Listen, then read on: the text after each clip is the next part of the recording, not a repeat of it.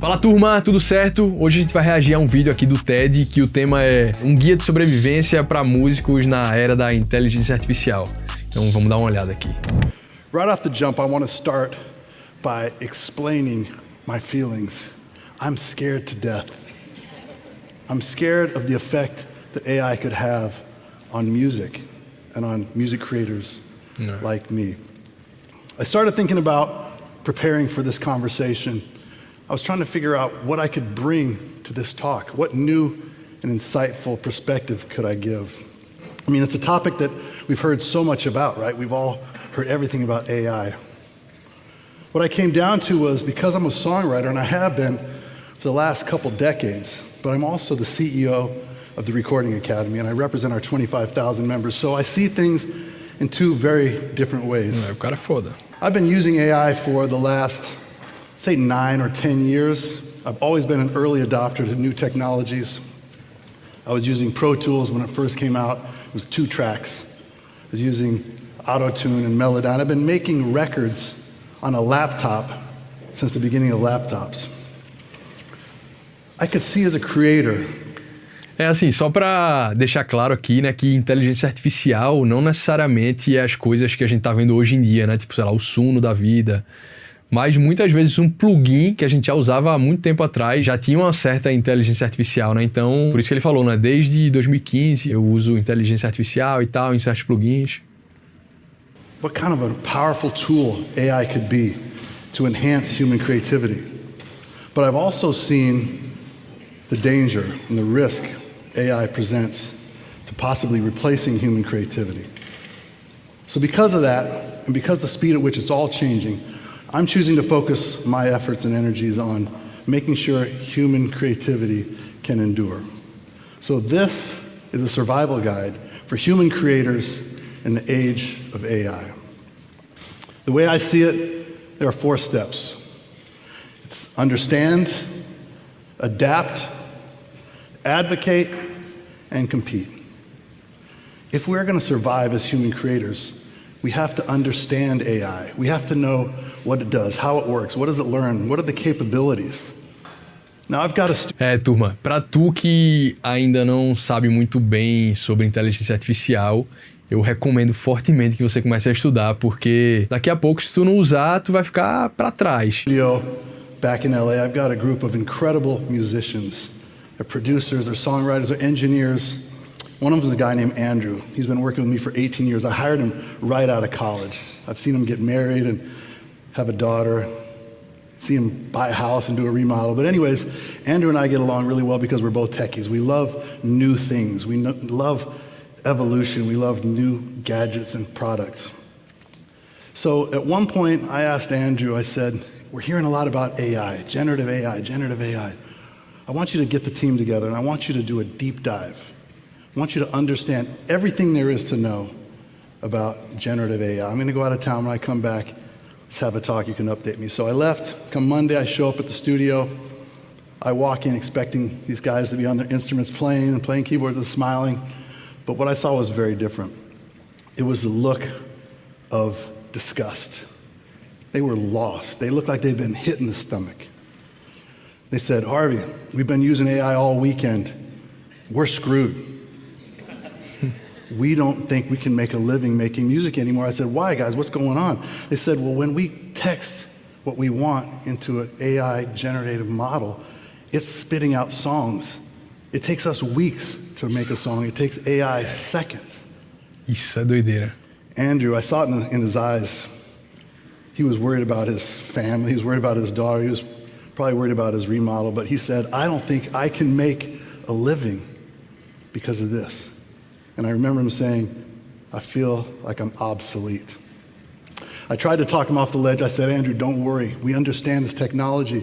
Eu passei por essa fase, turma. Assim, eu já passei por várias fases, né? Quando se trata de IA. E uma das fases foi essa, né? Tipo, caramba, velho, tudo que eu estudei, e aí? Foi tudo em vão. Assim, óbvio que não foi em vão, né? Porque eu usei por vários anos. Mas assim, agora, será que as pessoas vão estudar o que eu estudei, caso elas queiram se profissionalizar? Ou vão estudar de uma forma totalmente diferente, voltada para IA, né? Para prompts, para... Então eu ficava me perguntando isso, né? Será que essas informações mais técnicas vão ficar inúteis É doideira ficar se perguntando essas coisas. We know what it can do. Now we have to adapt. And that's our second step. Adapt. Now, adapting is nothing new.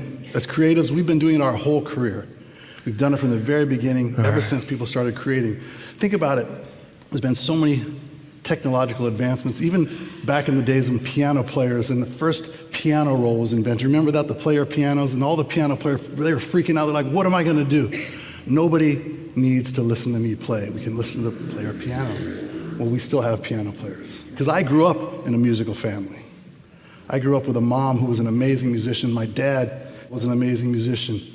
And my house was full of music. Everywhere you looked, there was music. We had this one room. It was a music room. It was like downstairs, there's this staircase of stones. There's this old, cruddy, brown carpet. There was actually cork on the walls. For some reason, they thought that would absorb the sound. But what was really great was there was a drum set there. There was a keyboard. There was a record player. There was these big speakers that play music really loud. And I would love to sit in that room.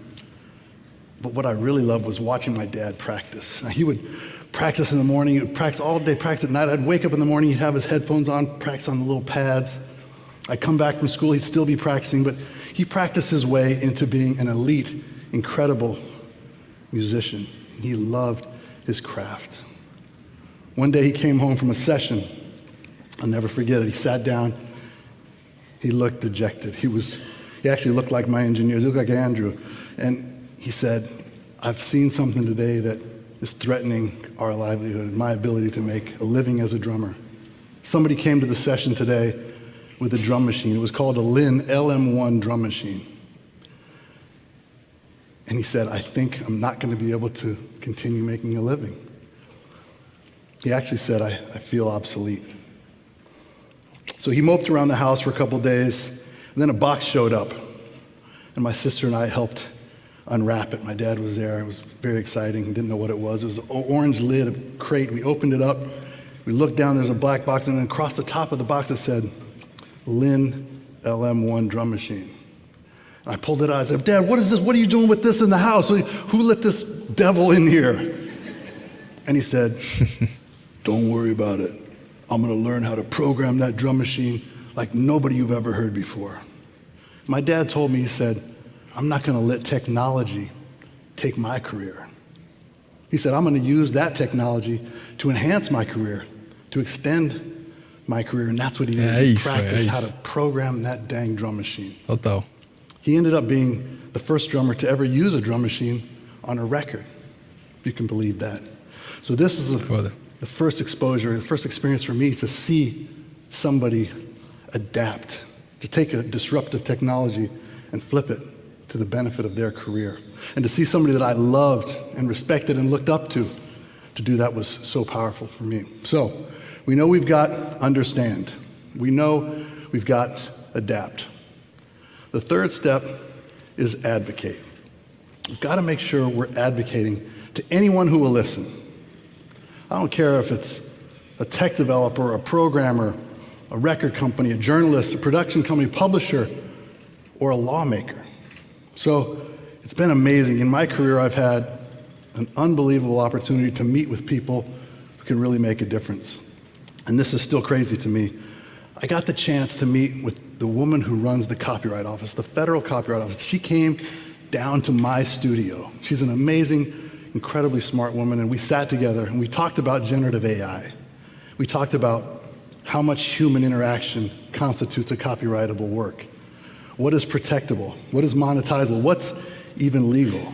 We had an incredible talk.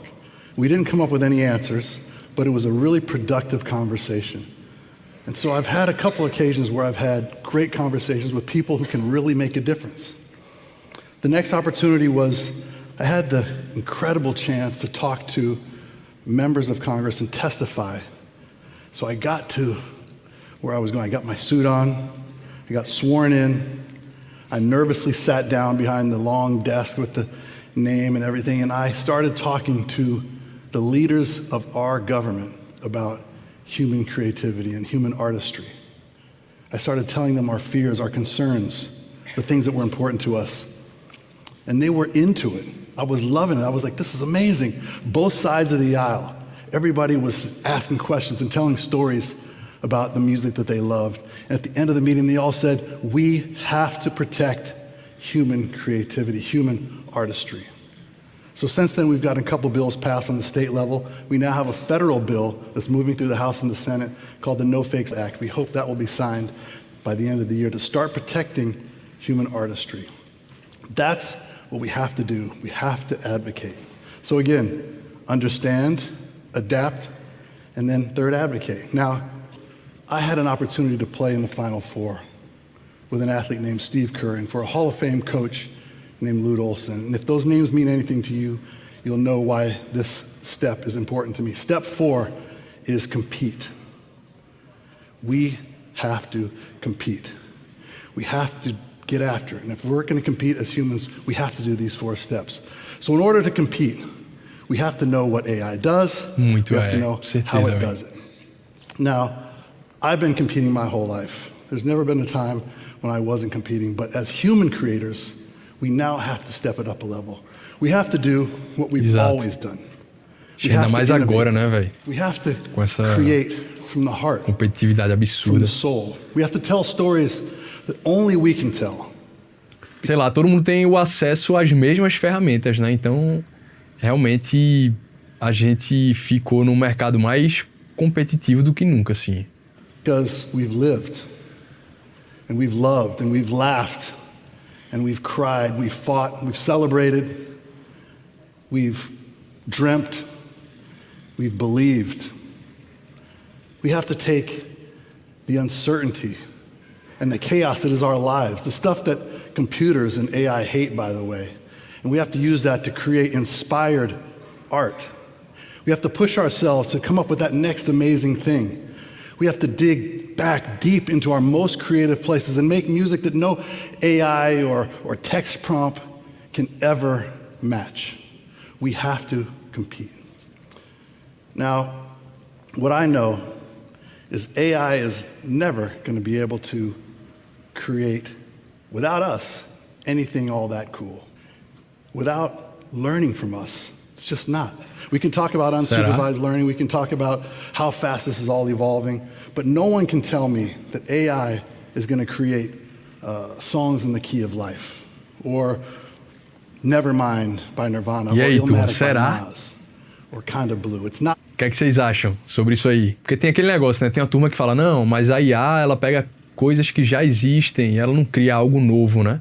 Mas não sei na percepção de vocês, que na minha, eu acho que você cria algo novo com coisas que já existem, né? Eu acho que sempre foi assim, né? Você meio que misturava coisas que já existiam e fazia algo novo. E isso a IA acho que pode fazer tranquilamente, né? Ela tem um registro de tudo que já foi feito e ela cria em cima disso, né? Então, eu já andei testando algumas coisas e teve coisas que eu escutei que eu nunca tinha escutado antes, assim.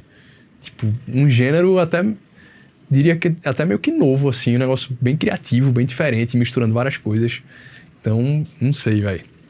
Happening. But what will happen is it will probably create some pretty good music that is working for an algorithm that sound maybe like a song we've heard and maybe that we've liked before. But beyond that, it's not going to compete with what we do. So as humans, we must compete. We must compete. Now, I believe in the supreme and complete power of music. And that's why this is so important. Music can change hearts, it can change minds. It can heal, it can unite. And we all know we need more of that right now.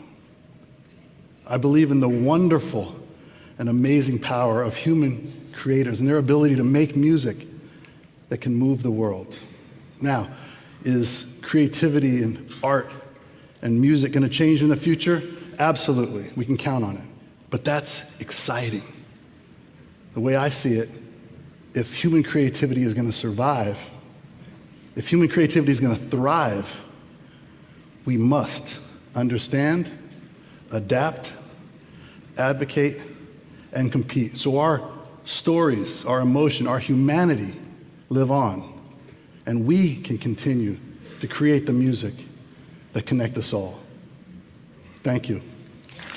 Então é isso aí, turma. Comenta aí o que é que vocês acham sobre essa evolução da inteligência artificial, né? De usar, de não usar, do que é que pra vocês é ético, o que é que não é. Então é isso. Vamos trocar essa ideia aí nos comentários e valeu. Até a próxima.